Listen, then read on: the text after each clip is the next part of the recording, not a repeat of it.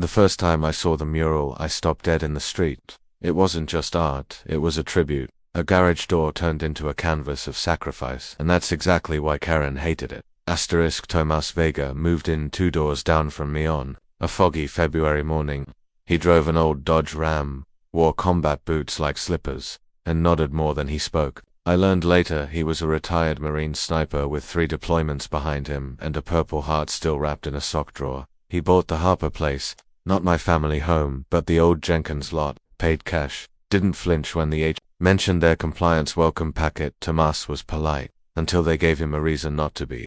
3 weeks after moving in, I woke up to the sound of spray paint. Not the kind that tags, the kind that honors. By noon, the mural was done. 6 feet tall, stretching the full width of his garage door. An eagle mid-flight, wings spread over, the silhouettes of saluting soldiers at sunrise. One of them held a folded flag. It was powerful, beautiful, real.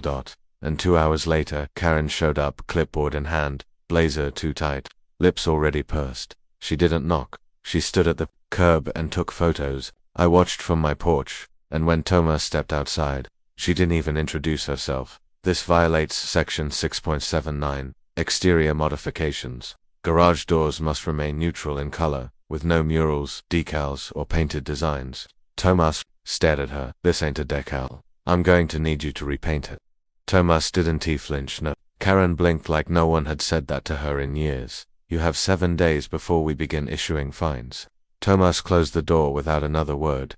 By day 3, a letter arrived, $100 fine. Day 4, $250.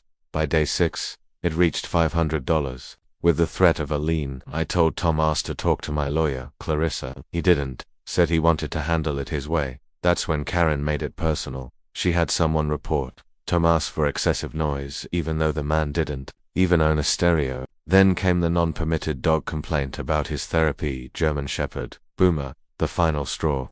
An emergency board meeting to consider eviction. Yes, eviction, over a painted garage door. I sat beside Tom R.S. in the HOA clubhouse, watching Karen orchestrate the spectacle. We cannot allow individual preferences to compromise community cohesion, she said. This is a neighborhood, not a protest zone. Tomás stood. This is art, not protest. It's my tribute. My unit lost 7 men in Mosul. That eagle carries them. Some people in the crowd stirred. Someone clapped. Karen banged a tiny gavel, like she was Congress. This is about compliance, not emotions. That's when I stood up. This is about control. You're using rules as a weapon against someone who served our country.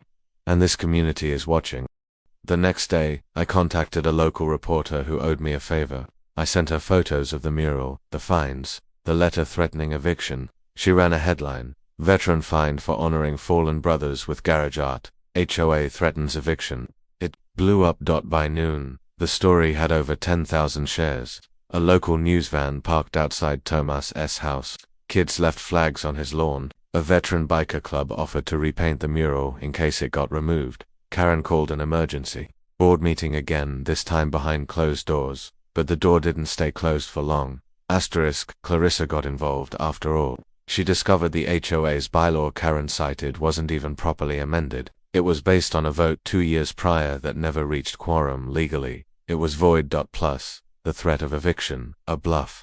The HOA didn't have authority to remove a homeowner without county court action, which they had not filed. Clarissa drafted a cis and desist letter, demanded fine reversal, and threatened a defamation suit over emotional damages caused by harassment. Karen was rattled, but not enough to back down, so we gave her a choice: drop the fines and publicly apologize, or see her name on a summons printed next to veteran harassment case a week later. During the next HOA meeting, the room was packed. News crews, neighbors, vets in full dress. Karen stepped up to the mic after further legal review and community feedback. The board has voted to reverse all fines levied against Mr. Vega. We regret any misunderstanding. No apology, just retreat. But that mural, it still stands. Tomás added one final touch beneath the eagle, in bold black lettering. Never again silenced. Never again fined for remembering. Sometimes, a painted door speaks louder than any board meeting ever could.